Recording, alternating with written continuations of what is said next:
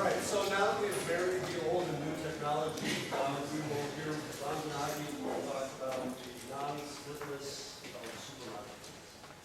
Thank you. It's a great pleasure to be here. Thank the organizers for the invitation and for putting together such a spectacular conference and for putting up with this new technology. This is, as advertised in Edward Talk, current work. I'm going to try to explain three claims or three theses. We'll get to them. I think it would be best if I just get to them one at a time. So let me start with a very quick review of the background. We heard some of this in the previous talk. So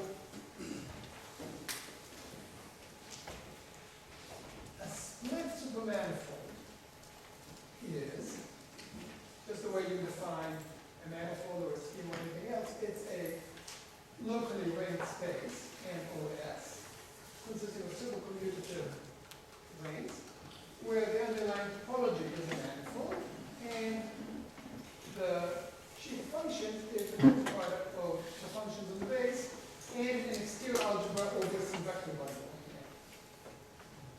That was a split supermanifold. A supermanifold is something which looks like a split supermanifold locally. So it's a supercommutative locally arranged space MOS, which is locally isomorphic to a split supermanifold. In matter of notation, I will try to stick to this throughout. The dimension of the underlying space M will be the m, the rank of the bundle will be n, and then we say that m slash n is the dimension of the even odd dimension of the supermanifold. And we have all kinds of options. The manifold M can be infinity, can be homomorphic, can be algebraic. The underlying field could be the reals, or it could be the complex numbers, or actually the version that seems most useful in string theory is something in between, which is sometimes called CS, standing for complex symmetric.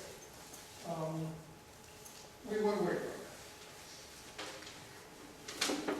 What I do want to point out is that there's enough information in S to recover both M and V. So M, of course, is just the underlying topology, but we can actually recover it as a manifold. So inside the sheaf of functions, we look at the maximum and total ID of J. And then M, which is the reduced structure of S, is described by its structure sheet, which is just a quotient of OS by J. In other words, that goes 0 of OS with respect to the filtration in powers of the notable J. And we recover V or V dual as the quotient of J by J squared, in other words, the next graded piece.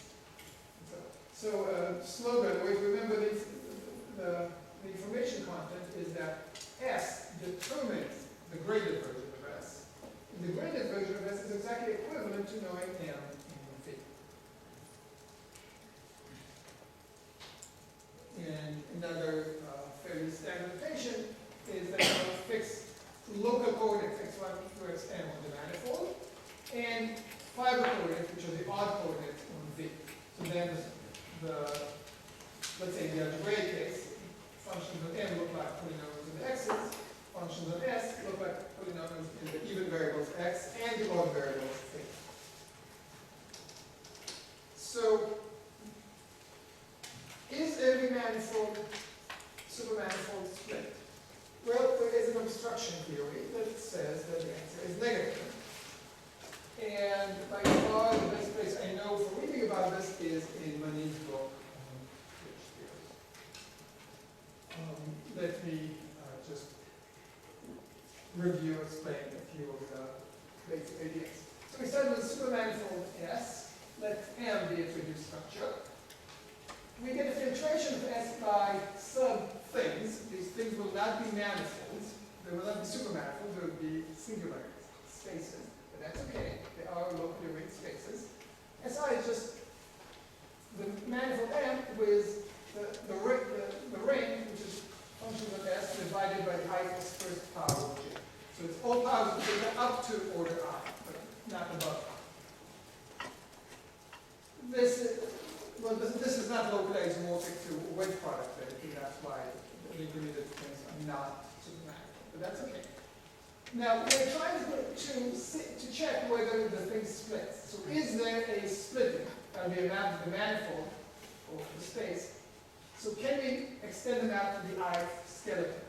So is there a map of SI there? Let's say there is one. Let's try to construct the next one, phi I plus 1, which is compatible with it. The obstruction to that is given by a class using the notation. It's omega of phi I. It's an element in H1 of M, valued in the tangent bundle of M, tangent with an exterior power of dq, and you take the even power of that. So just very quickly, you take some open cover of M such that each of the phi i's, level I we assume is already given to us. We can always start at phi 0, that's what they did. So assume that phi I makes sense on U and lift to the next level. So it lifts to phi I plus 1 on each open set U. So it's an inclusion of sheaths on U. And then just define omega on a pair of open sets U and V, we'll use a check definition, to be the difference of phi V and phi U on the intersection. Now the fact that they agree, you play around with it a little bit and you see immediately that this construction gives you something which is a derivation. So therefore you can think of it as a section of the tangent bundle of tensor, something. And it is even construction. And it is a cosine. So it gives you an element in this homology group. And in fact, if you change some of your choices, you obviously change by the boundaries, so you get exactly an element. So this very simple construction gives you a lot of mileage. It tells you right away that the C infinity manifold, supermanifold, is going to be split, simply because in the C infinity world, every locally free sheet is fine, so all higher homology will vanish. It also tells you that if there's only one odd direction, then the supermanifold is again split. And that's because you're taking the exterior algebra, wedge 0 there's nothing, wedge 1 is the only acceptance you have, but it is not even. And in here we took the even part. So for trivial reasons, every m/1 dimensional supermanifold, even algebraic or homomorphic, will split. So the first place where you can see trouble is in dimension m/2. And in that case, S is exactly determined by a triple consisting of M and V, which determines the gradients, and one extra bit of information, which is exactly this omega. There's going to be a unique class omega, and all three of these are arbitrary. So given an M and a V and an omega, you can construct your S. So in particular, if your omega is taken to be anything non-zero, that gives you very cheap examples of non-split supermanifolds.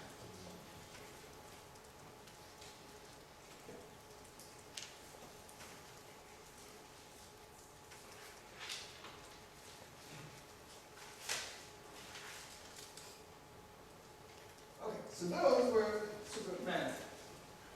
This talking about superluminant surfaces. The superluminant surface, as I had explained, is a complex supermanifold of dimension 1/1 with a maximally non-interval odd distribution, which in local coordinates x theta is generated by something like d theta plus theta dx.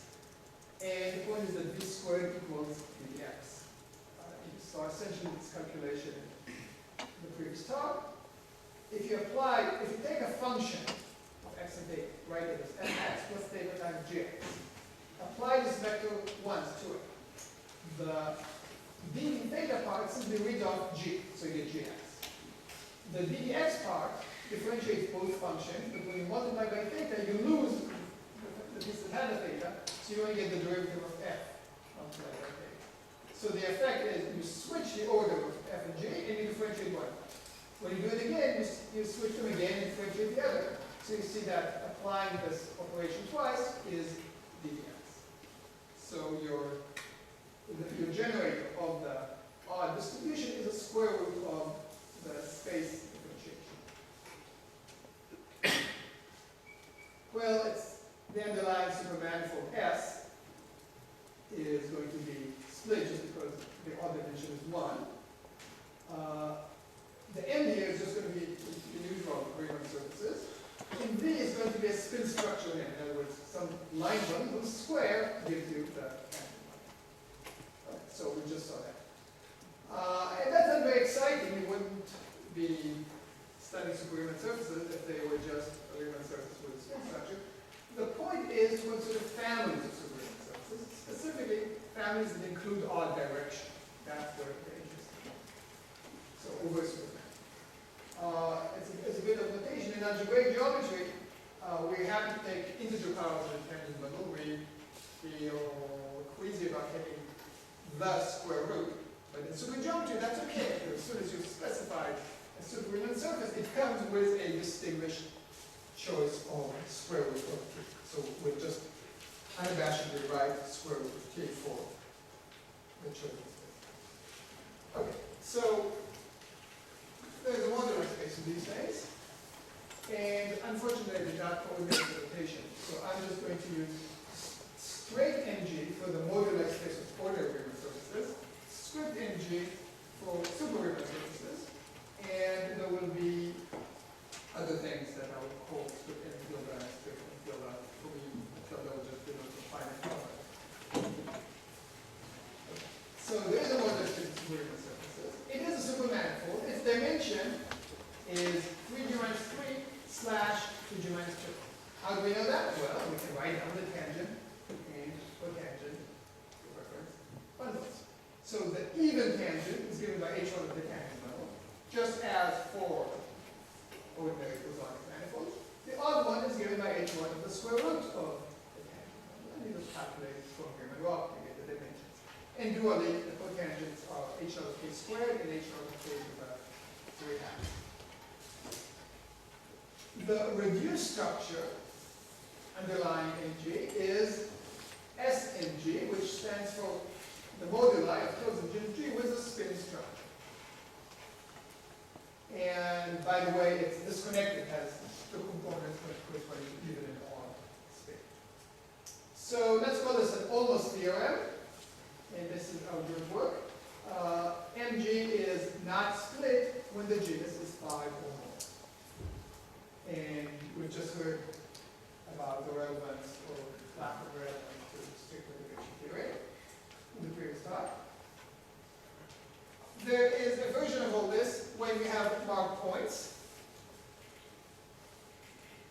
or short functions. A quick way to sweep this into the notation is to say that a space Mg1 exists, which 5 is over Mg. It's a supermanifold whose relative dimension is 1 slash 1. So the actual dimensions are 3g minus 2 and 2g minus 1. And you can think of it as a universal super Riemann surface with Mg. So these spaces are important as well. The result in that case is that Mg1 is not split already into genus 2. And I should say that we only know that for the even space over the entire manifold. So as one component is not split. In a word, the idea of the proof is we have a class that expresses the obstruction to splitting. We're going to find a compact curve containing a moduli space, restrict that class to the compact curve, show it's on 0, and be happy and be done. In practice, some technicalities come in. So in more detail, first I'm going to take the obstruction from manifolds and interpret it specifically by a formula that looks for super Riemann surfaces. At that point, we have left supergeometry. From now on, we're doing just algebraic geometry. This is the only piece that connects to the outside world. From now on, this is talking algebraic geometry. I will describe various families of compact curves in NG. I will show a fairly cheap way of constructing a non-split supermanifold whose dimension is 1 slash 2 it is constructed by taking a Superman surface and moving it in one odd direction. We put these results together to show for the second theorem, which is that MG1 is non-split for genus 2 or higher.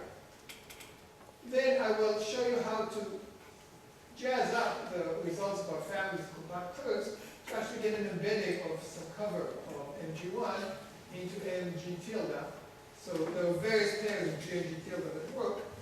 But for example, you can do this with G equals 2, and G tilde, any integer bigger than or equal to 5.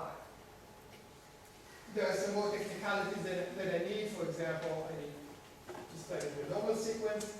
The upshot is going to be, as promised, the non-splitness of supermoduli space. So let's go through some of these details. So here's how I describe the obstruction for a supermoduli surface. The first obstruction, the splitness of Mg, is a class omega, and by the previous formula it should be in H1 of the underlying reduced space, which is the spin moduli space. Taking values in the form sheet from which to the odd tangent bundle to the even tangent. We interpret the class in H1, or X1, to be given as an extension of two vector bundles over the spin moduli space. So we interpret this as an extension class of a short exact sequence of vector bundles. And the sequence goes T plus to something to which to T minus. So to describe the obstruction, all I have to do is describe this star and show that the sequence is not split. Or equivalently, dualize over the wedge to of the odd cotangent extended, and the quotient is even. So just to give you an idea of what this looks like, fix a spin curve, C, on, and the point is going to be a formula on the complex surface C cross C. So on C cross C, we consider Kc to some power in the first component, tensor with Kc to another power in the second component, and also tensor with poles, oh, I'm so sorry, this should have been C times delta. So I take the A over 2 power, the 8th power of the spin bundle in the first direction, the B power of the spin bundle in the second, and the C power of the diagonal. Put them together. It's a bit of a long formula, so let me abbreviate it drastically this further. ABC. P1 to P1 projection, delta is the diagonal. We have a short exact sequence that says that if I take ABC and restrict it to the diagonal, you have to check the power of the spin or anti-spin bundle that you get. The power turns out to be A plus B, and because the diagonal is like minus, canonically going to get minus twice C. And the kernel is obtained by simply reducing C by 1, because you're imposing one vanishing along the diagonal. Okay, so I'm claiming that this is it. Well, it's a matter of case whether you want the cotangent or tangent sequence. I prefer the cotangent, but we really need both versions. So let's look at the blue formula, the cotangent. I'm saying that the fiber of this sequence at a given point or a given spin curve can be identified with the H0s of this sequence where ABC are 3, 3, and 1. In other words, I'm going H0 of 3 half differentials times 3 half differentials with no pole, going to 3 half differentials times 3 half differentials with a single pole, restricting to exactly K squared. And dually, the fiber of the red sequence is going to be identified with something else obtained from the cohomology of the star. You can't read the indices. The indices now are the same dual indices, which will be, the dual of 3 is going to be minus 1. And 1. And you have to write it down. So this is the reason that I like this a little less, because here you just said H0, H0, H0. Here you get H1, co-boundary to H2 to H2. But you can describe both of these if you play with them a bit. You see the rest. Obviously, you do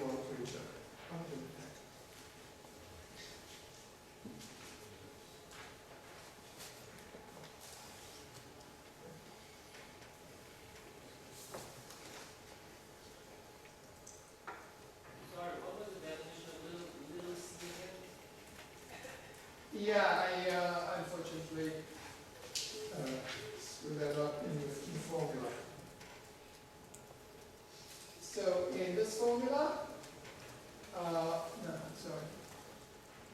Here, yeah, it should be C times delta. C is the order of pole along the diagonal. A will horizontally B vertically and C along the diagonal. It's not the world's greatest specification, but otherwise the formula becomes so long that you can imagine.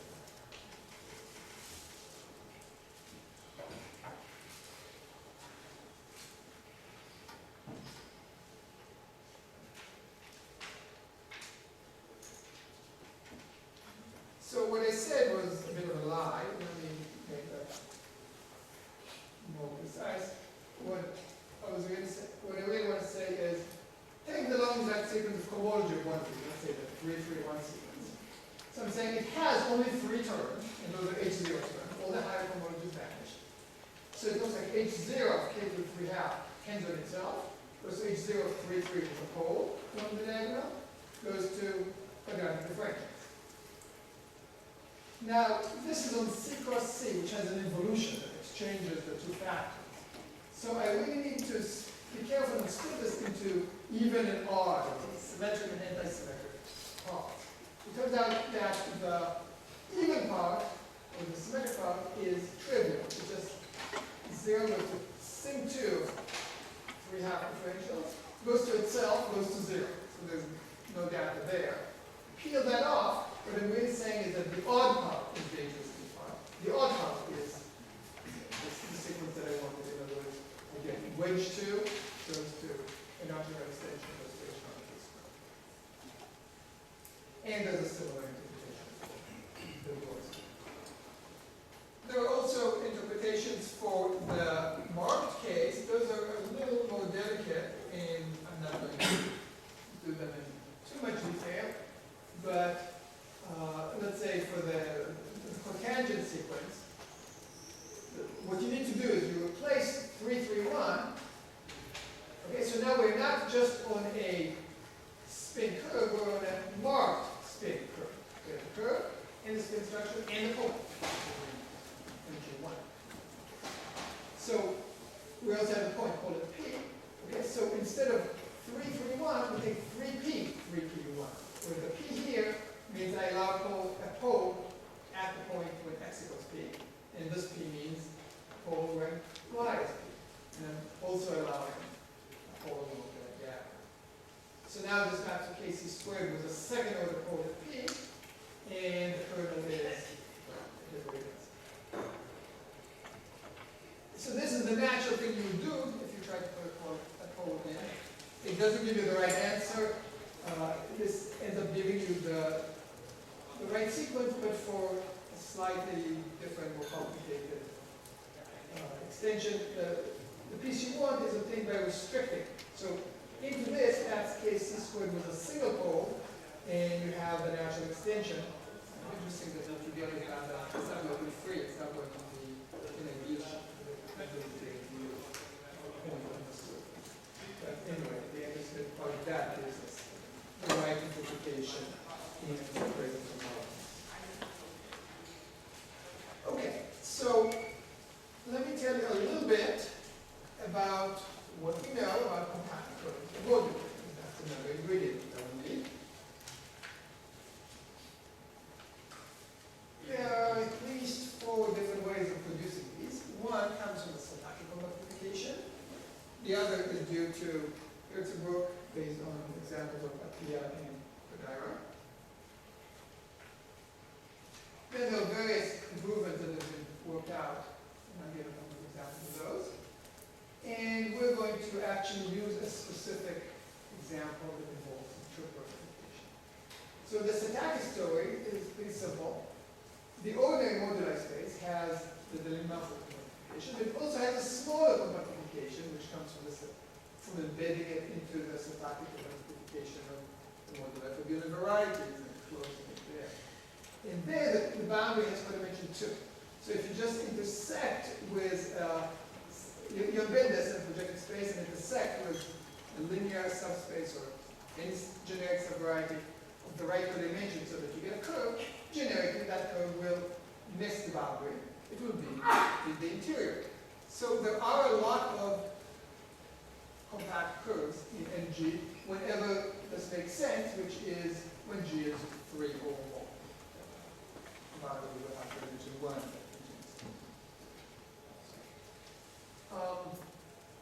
So that's a cheap way of constructing a lot of examples, but it's useless to us because it's just not that specific. I don't know a good way of writing an explicit compact curve in the moduli of genus 2 curves. And hopefully someone in the audience will tell me later how to do that. A second very popular approach is the one of Pierre Cadara in his book. Let's see the curve of genus G with a fixed point free evolution, which, by the way, implies that the genus has to be odd. So now, let's see tilde be a pretty big cover of C. It's the cover of the group n to the 2G induced from the multiplication by n map in the Jacobian. You take the inverse image under that map of C, that's the maximum leading cover of n. So they construct an n-sheeted cyclic branch cover of the product surface C tilde plus C. So C, that's a C tilde. If you look at the product, they construct an n-sheeted cover of that. It takes a few details, I'm not going to go into that. You have projections of that to the two factors, and they give you two different ways of constructing a one-dimensional family of curves in some modular space. It never hits the boundary. Why does it never hit the boundary? Well, because of the way they construct the same. Here is an example, a variant that in a sense produces better or lower genera. Pointed out. Let's see it how we exactly as above, but construct just a double covering, B sub P of C, branch at point P, and its image tau P, its image under the evolution. As P moves, you get this like a one-dimensional family of curves B sub P. Well, there's your compact curve. Why is this compact? Because tau is 6.3, so P never hits tau P, so you never have any origination. There is another construction that's unfortunately a little more complicated and involves some Primish type constructions into the paper which Jim Bryan and I wrote 10 years ago. Just to give you a flavor of what these things do, here are some comparison charts. So I'm going to write a bunch of boxes. Each box has the two projections, the C tail like you see, and the base genus and the fiber genus. So the Hexagon-Cadara example has some formulas for the various genera, and here G has to be odd. So the smallest possible case is when G is 3 and N is 2, and the lowest genus you get is 6. So this produces a compact curve in the moduli of curves of genus 6. The variant, you see that in general, the numbers you get are smaller, but the best example, the smallest example you get still has genus 6. The example with Jim Bryan, again, the formulas are messy and it's a little hard to get a sense of them, but probably the best saving rights for the fact that now G does not need to be odd. We can start from any curve. So you can take G 2, and N equals 2, and that gives you a curve. A compact curve of genus 9 in the modular curve of genus 4. So this is the smallest explicit and satisfactory example that I know is in genus 4. However, it's still useless to us for reasons that will become clear in about 10 minutes. The example we'll actually use involves triple refutation. So let's see the curve in genus 2, or higher, it doesn't matter. Let's see tilde be a triple cover with a single branch point. So if you've never seen this, you think that surely that's not what I mean. But yes, it's what I mean. You can do that. So the point is that when the fundamental group of the curve is non-abelian, you can map the fundamental group of the complement of a point actually has non-trivial subgroups of various finite indices. You can actually construct covers that are ramified just at one point. And that's what you do. And then you have to go trying to figure out what you got, what's the dimension of that, what is the family that parameterizes these. So what's clear, just from the Rubik's formula, is that the genus of a triple cover would be 4 if there were no ramification, since there's a single triple ramification point that increases the genus from 4 to 5. So this cannot be Galois. You can make it Galois. The Galois book would be S3, and it acts on some bigger curve, C bar tilde. So if you take this big curve and you divide it by any involution, you get to C tilde. If instead you divide it by the alternating group, you're getting a C bar, which is a double cover of C, and it turns out to be unrarified double cover. And such is specified by partitioning the 6 Weierstrass poles of C into 4 and 2. So you can take C as a double cover of Q1 branch at 6 points. There's a rational curve, which is double cover at branch at 2 other points, and the elliptic curve, which is branch at the other 4. And the final product of any two of these really gives you C bar. So the value of C bar with Q1 is C plus C2, and these are the intermediate portions. This construction allows you to parameterize these families. For a fixed partition, fixing this diagram, the curve C tilde are going to turn out that they're parameterized by a curve B, which has genus 19. Exclusively, it is, you need to choose a point of C bar, with which you do this second cover from here. And you need to extract a cubic root of a corresponding point of the elliptic curve. So E prime is going to be isomorphic to E, but the map between them is not the identity. It's multiplication by 3. And worked out, so this is a curve genus 19. There's a very curious phenomenon which is not terribly shocking, but I'm just not seeing it anywhere, which is that there are some symmetries coming from all these hyperelliptic involutions that act in B, and the math of B to M5 actually factors through those. So the image in M5 is not B, it's B divided by some Z2 plus Z2. It turns out that this quotient is actually rational. So this actually produces a rational curve in MG, but I've never seen an example of that. So that's just in the curiosity comment. This is one example. The general thing I need is a little more complicated. I can still fix C to have genus 2, but instead of a triple cover, it would here take the cover of arbitrary degree G minus 2, which is going to be 3 or more, so I get a genus of 5 or more. Still with a single ramification point, and still ramification of degree 3. So above that point I have 3 sheets that come together, and all the other sheets remain separate. And again, you get this way, some compact curve in moduli, this time in moduli of curves.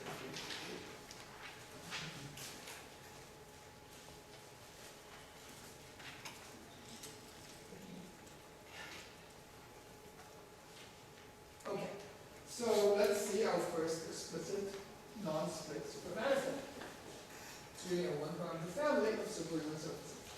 In fact, fixed superhuman surface S. So it's a curvy energy. Let's see the underlying Riemann surface during this picture.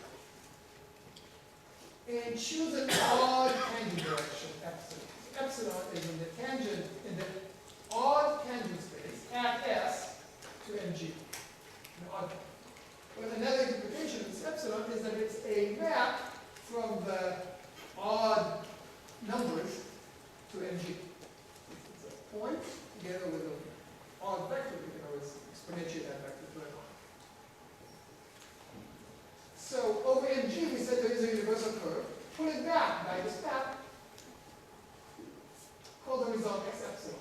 So x epsilon is a fibration over the odd lines 0, 1, where the fiber over 0 is the original S, and the fibers over nearby points are small odd deformations of S in the given direction epsilon. X epsilon is equal. Okay, so let's just make a couple of quick checks. The reduced structure is the same as the reduced structure of S, just the Riemann surface. The even tangent space to x epsilon is one-dimensional. It's the tangent of the Riemann surface. The odd tangent pendulum is rank 2.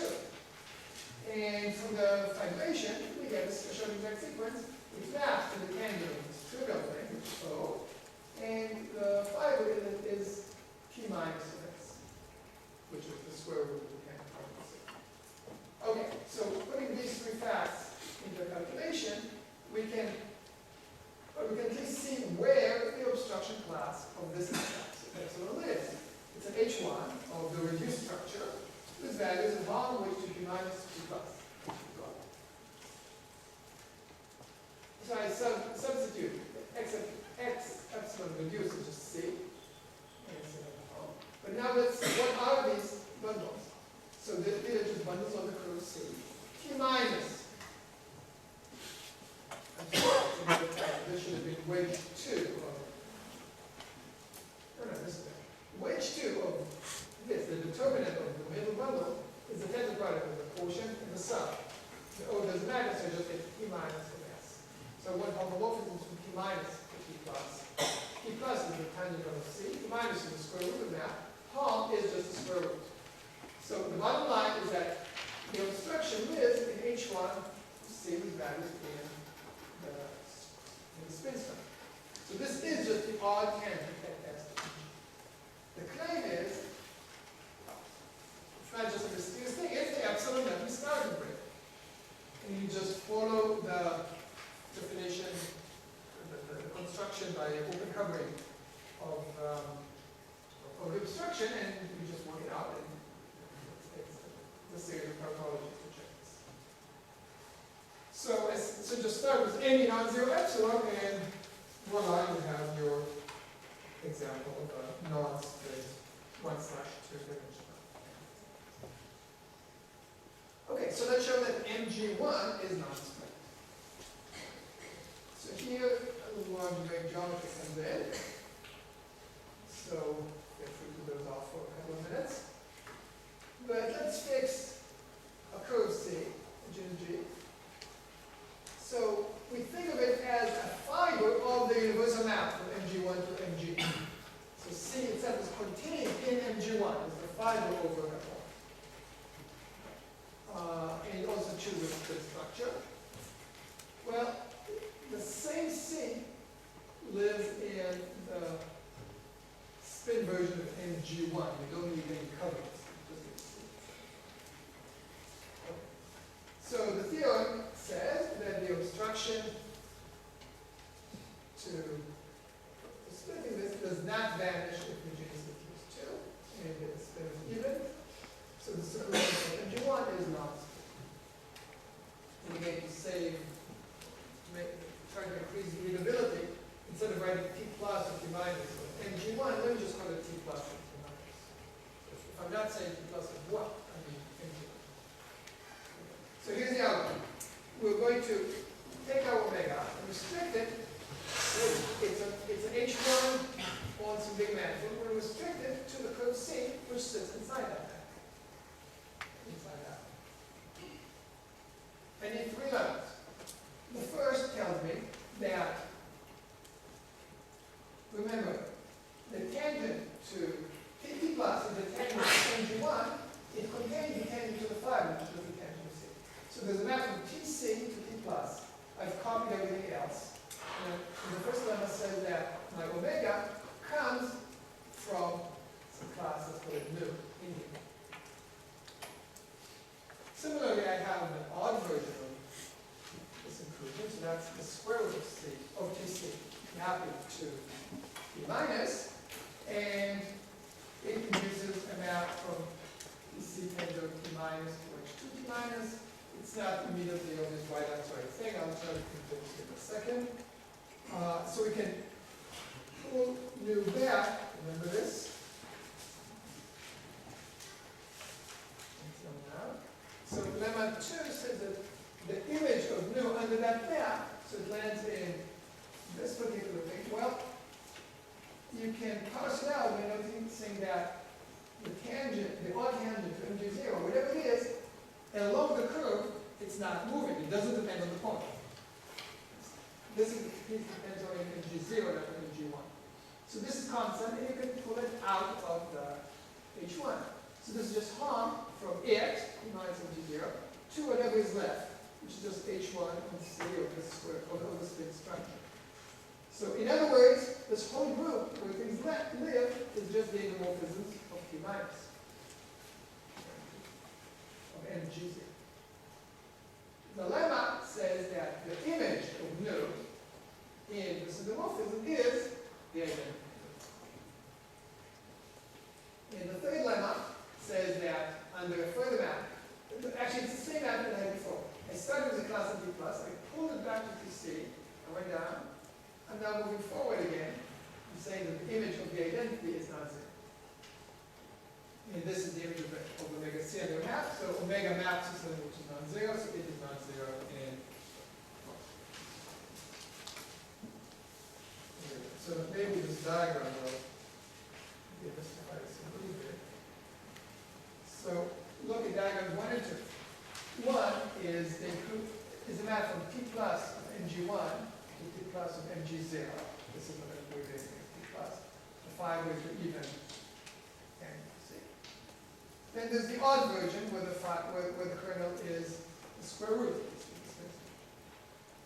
I actually need diagram 1 and not diagram 2, but wedge 2 of diagram 2. So if I wedge it, this is ranking 1, so it's wedge vanishes. So it starts with left tensor right, goes to wedge 2 of the center, goes to wedge 2 of the tensor left.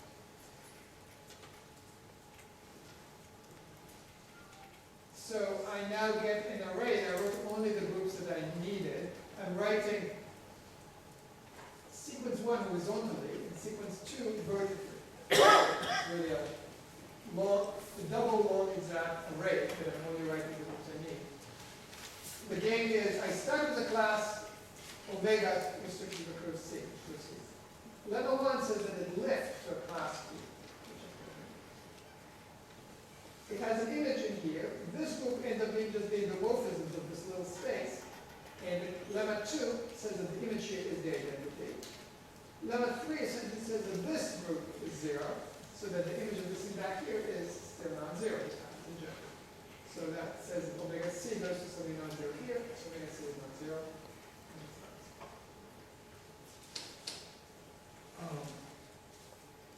I'm not going to prove the lemmas for reasons of time. Let me just point out that lemma 2, which is probably the crucial one, is just the construction that I gave of a non-split manifold.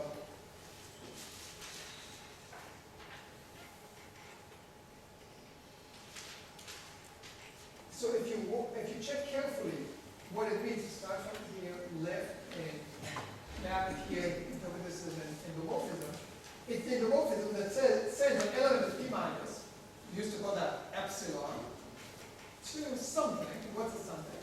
We start with epsilon, we jazz it up to an x epsilon, which was the 1/2-dimensional object, and we take the obstruction to that, which we noticed was back in the same place. So this map sends epsilon to omega of x epsilon, and we just at least asserted, and I think I saw people nodding in agreement, that omega of x epsilon is epsilon. So the map says that this map, that the image here is given. So that's really the example that we already looked at. Okay. There's one more technical detail that I need, and that has to do with the normal sequence in fact that it's split. The reason I need this is because I want to compare splitting of a manifold, supermanifold, and splitting of a submanifold. In general, there's no conclusion you can make. If one of them splits, the other one may or may not split. The only case where you can relate them is if you know that the normal sequence splits, so that the restriction of the tangent level of the large space is going to be a direct sum of the tangent downstairs plus something else. And then if you know that the submanifold is not split, it follows that the large. So I claim that I know it here, and it's for some very general reasons. So let pi be a disjunct branch cover of some sort. You have some branch divisor, and you fix the multiplicity, the pattern of ramification upstairs. So the sum of the aij is degree and negative. And let M tilde be the space of all deformations of pi, fixing the aij's, moving the curve points.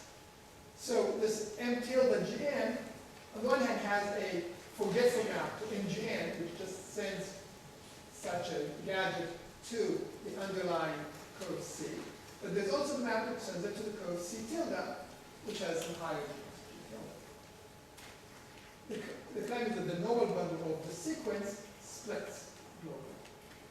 There's a special case where you can see that clearly, and that's when the original cover is a Galois cover. So C is the quotient of C tilde by group G. G acts on everything inside C tilde. Therefore, on the direct image of the structure sheet, is similarly the direct image of power of the canonical bundle, and therefore on the tangent bundle to moduli. So the vector bundle, which is a tangent to moduli, restricted to the smaller modular space, is going to decompose into isotypic pieces according to representation of the group G. And the one we want, tangent to M tilde, is the sum n corresponds to the trivial representation. And then all the other sum n's must give you the normal one. So that gives you the decomposition in the Galois case.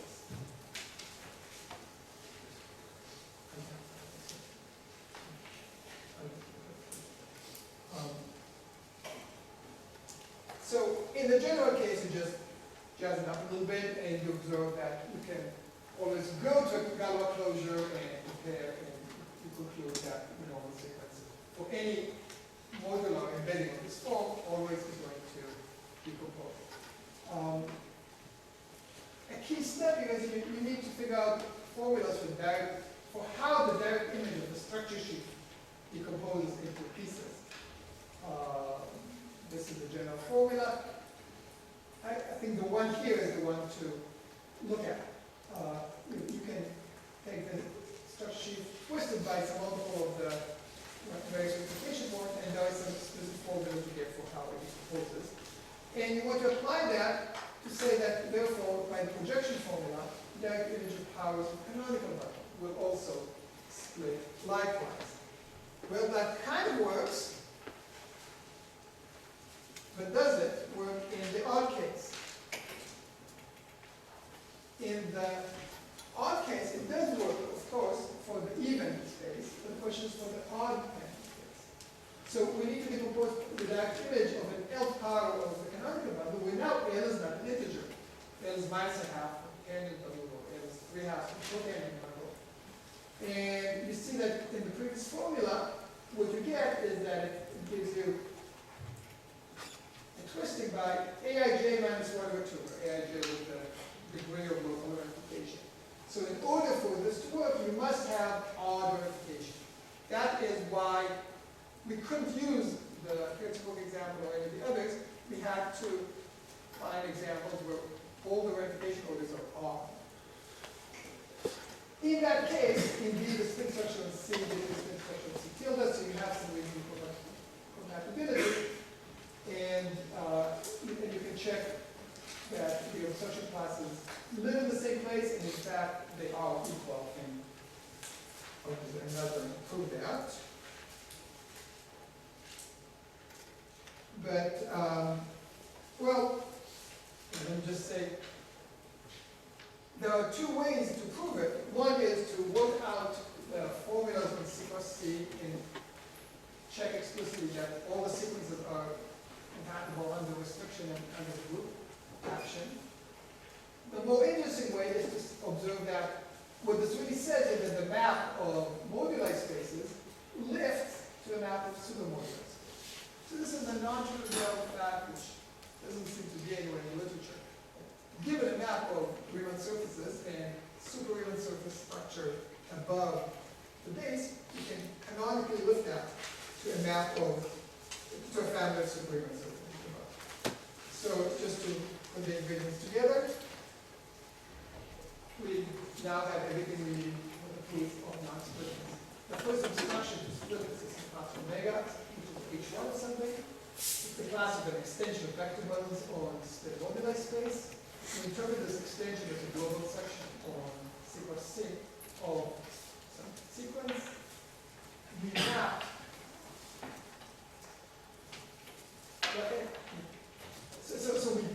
already have the non-splitting of MG1 and G1. We map it to MG, I gave you the explicit way to map it. The tangent to the target decomposes into a tangent of normal pieces. So we may well restrict to the tangential part only. This tangential part is identified as the corresponding extension with the poles. And that we have identified as the obstruction to splitting into one, which in the first part of the talk I showed was non-splitting. So that completes the first of the three things that I wanted to explain in this talk. Here are the other two. Supermoduli spaces such as MG and MG1 are not split. There is no homomorphic projection to those spaces. The second point is that algebraic geometry provides a powerful toolkit for studying questions about the supermoduli spaces that may be relevant for some questions in theory. And the third point, which I hope will become clear, is that supermoduli space MG is in itself an object of great beauty and depth. I think this deserves as much attention as the ordinary moduli space has received from these. Thank you for listening.